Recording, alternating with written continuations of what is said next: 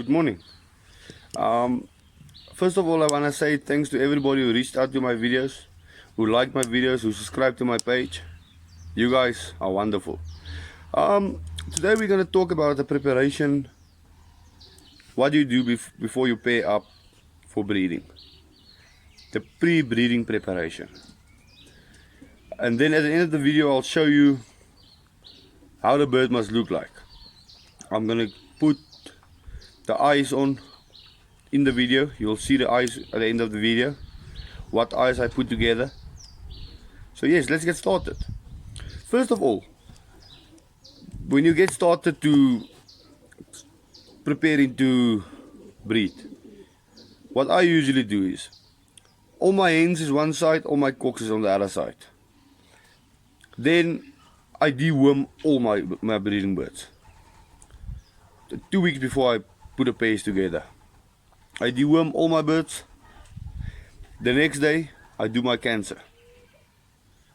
Give them all a cancer tablet, whatever you prefer to do.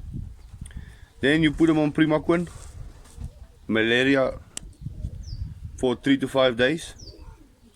Then paratyphoid. You have to give your birds the prevention against paratyphoid. It's a big problem in the racing pigeon these days. There's mice, there's rats, there's all sorts of hohokis and whatever. We have to prepare our birds correctly. It won't help you put two good birds together, but the babies won't be good because the parents are not prepared for breeding. So what you have to do is go the extra mile, deworm your birds, give them 10 cancer tablets. Then we have to give them grit. Remember, they're going to be feeding babies. They are going to work to give you the proper baby you need, to give you the champion that you need. Then, yeah, so grit is very important. It's the pigeon's teeth. Without that, you're going to have a struggle. You're really going to have a struggle. So do the extra bit, treat your birds, give them the best ability to give you the best ability for a winner. Then what we use the day we start putting the pigeons together, you must give them soft nesting material and give them a proper nest. I'm using this clay nest with soft grass. So the soft grass helps me so that the eggs don't break when they lay on the eggs. If you don't have material in your nesting pans, your eggs are going to break. And when the baby hatch and your baby is lying flush against the nesting pan, the baby sweats. And remember, the baby's muscles are here on his chest and down. So you don't want anything hard on there while it's a baby. Do the extra bit, put yourself soft grass in or whatever you can get that's soft, that won't damage the bird. Then you're already 90% there. Use soft nesting material, use the proper nesting pans, and then you're in line, you are starting now. Then is the sequence to get everything in line. Remember, the day your babies hatch, that mother and father needs a lot of water. That babies must always have water in the cage, in the single pens, breeding boxes, whatever you're using to breed with. They must have water. The baby's bones are going to grow skew. The chest bone is going to grow skew. There's no water or enough food. The baby won't grow as it should grow. So water is very important. And then another thing is the feeding. The feeding of a racing pigeon while it's a baby is very important, because that will result in your success or your loss. So the feeding, get a proper stuff to feed your babies. Don't give them plain mealies. It's not going to work. I've proven it multiple times now. It's not going to work. So get to people. You see this guy is a federation winner or he's flying good. Ask him, what are you feeding your babies when they are babies or when they are still in the nest? And for me, I give them From the day they hatch up to the day I take them out of the breeding cage, I give them breeding pellets and I give them the breeding mix. Very important, they need that stuff in that pellets and they need the stuff in that mix. A lot of sunflower, they have to have a lot of sunflower. But that still comes in another video when we're going to talk about the feather quality of a bird and the oil in the bird's feathers. But we'll get to that. This is breeding now. When you take a cock and hen, you put them together. In my case, you have to put a 3 times winner or a 4 times winner or something together. You can't put birds that you never see on the results to pair together, because you're going to get birds that never appear on the results, and that you don't want. So do yourself a favor, get the proper birds, 2, 3 times winners, 4 times winners, and pair them together. You will get winners. If you do the things right, your preparation right, your pre-season, your pre-breeding, and the actual breeding, that's the most important thing of raising pigeon. And then everything will just fall in place from itself. So guys, let's do the right thing. Let's deworm our birds, give them cancer tablets, prevent sicknesses from coming, and then you will be A4 away from the start. So then, coming back to when you put a cock and a hen together, you must put a bird with a bird that complements each other. The eye must complement the other bird's eye. The wing must complement the other bird's wing. The underarm wing, the body structure, it must complement each other. Otherwise the birds won't do anything. I'm going to put photos of eyes that I personally put together, wings that I personally put together, and the body shape. The body shape must be like a teardrop. Remember, you want aerodynamics. It's like a dart when you throw a dart. It must be like a teardrop. The more your bird is like a teardrop, the faster that bird is. The best ability that bird's got getting home. A straight bird that's like a pipe won't do it because it's not aerodynamic. He's not balanced. All his weight is all over, and you want the weight in front to be like a teardrop. So if you got that right, you put that 2 birds together. Short underarm, proper body structure, 1 tail feather. It has to be 1 tail feather. Then you're gonna breed birds like that. If you're gonna put 2 bad birds together, you're gonna get bad birds. And then we're coming back to yesterday's video where we talked about losing birds. You are throwing away birds. You're giving up because you are losing all your birds. At the end of the day, it's not the birds. It's you, because you didn't do the proper preparation. You didn't put the proper birds together. You might have champions in your loft and you don't even know it, because you're not preparing the bird the way you should prepare the bird. You don't pair up correctly.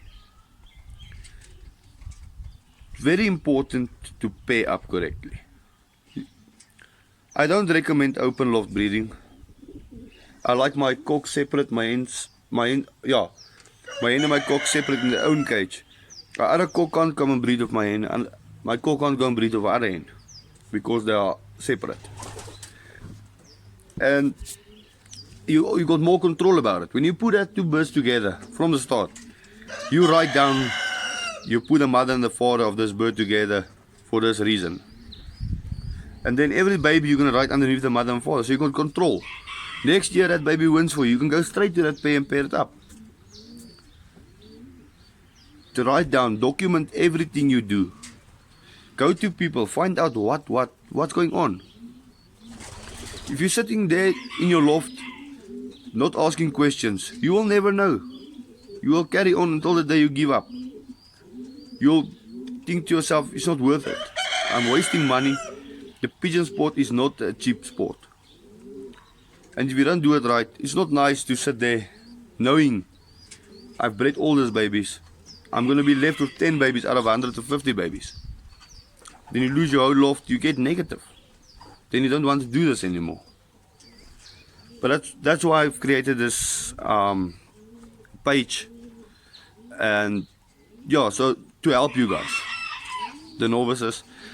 If there's any people disagreeing with me, please leave a comment below. If you're agreeing with me, leave a comment below. If there's something you want to add that I forgot to put in this video, please leave it in the comment below. If there's videos you guys want to see, please leave a comment below. The next video we're gonna do is a certain fancier that was a nothing. Sorry for that. That was a nothing. From just listening, asking for help, talking to people, he saw me fly 5 wins in 1 year, which I think it's an improvement in his loft because he listened and he did go the extra mile. He didn't say yeah, ach, but yeah. We don't do that. Let's get the proper help from the proper people. You would know who's the proper people, and then we take it from there. What I'm gonna do now is I'm gonna get a hen, and then I'm gonna show you how I like to put my hens. Here when I start to breed up, to pay up, to make sure my bird is a proper bird for that cock. Remember, we spend a lot of money on food, medicine, stuff to prepare the bird for that race. So we don't want to waste money. Let's do it right. Let's get the right things. If you don't know what to use in a case like that, ask. But let me quickly run and get a bird for you and then show you guys. There it is, guys, I'm back. What I want to show you is, this is a hen, a very special hen to me. It's a Freek Romein hen. I don't know if I'm allowed to mention the previous owner of it. I'll first have to find out and then I'll leave it a comment below. But it's a Freek Romein hen. You can see the wing. I don't know if you can see there. There's the wing. She's short underneath. You put your finger there, you mustn't be able to put your finger in there or 2 fingers in there. Then you won't get a proper baby you want. You see, this is a very small bird. But if you hold it like this, like this, it's like a teardrop if you see. She's heavy in front and light at the back, like a dart. And that's what we want. It's a very special hen. She won for me before. And I will gladly put her with a very good cock. Because I know she will breed winners for me. But you have to make sure they complement each other. Like this one is a very, very small hen. Like you can see. It's a very small hen. And what you will do is put a bit bigger cock with her to balance things out. To make sure you get the proper babies. It's not going to help you put a smaller cock with a smaller hen. You're going to have small babies like this at the end of the day. So let's balance it out. Put a bit bigger cock with her. If you have a cock like this, put a bigger hen with him. It's just to balance things out. So you can get a best quality pigeon at the end of the day.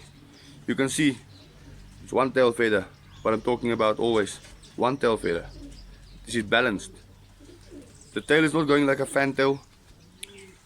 I know we've got backwinds a lot, but yeah, it's not gonna work. That's just an old man's tail. The smaller, the more aerodynamic the bird is, the faster the bird is.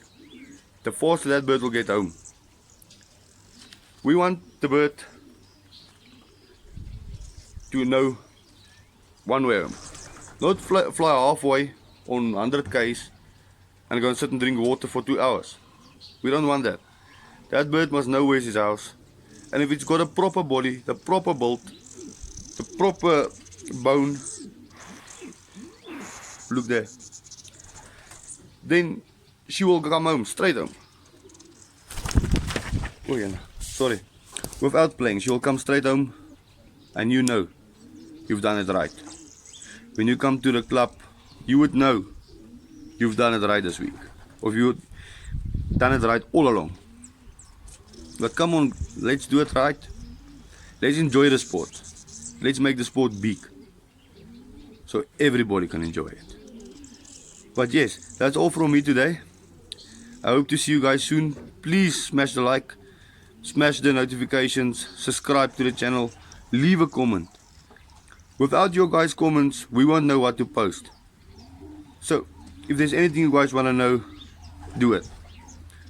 And vaccinations, vaccinate your bird for with PMV1 for Paramyxo. You won't go wrong. Your breeding birds before you pair up, that 2 weeks before when you start everything, vaccinate your birds. You'll see the difference in your birds. The feather quality, the body, everything will complement each other. So the day when you start pairing up the birds, they're on top form to pair up. But thank you guys.